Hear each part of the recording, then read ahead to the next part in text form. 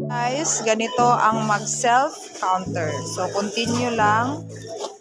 Then, yan. Okay. Dapat may sarili ka talagang bag dito, guys. Ayan. Kay Cassie yan. Naging cashier na to. Yes, nagiging cashier dan.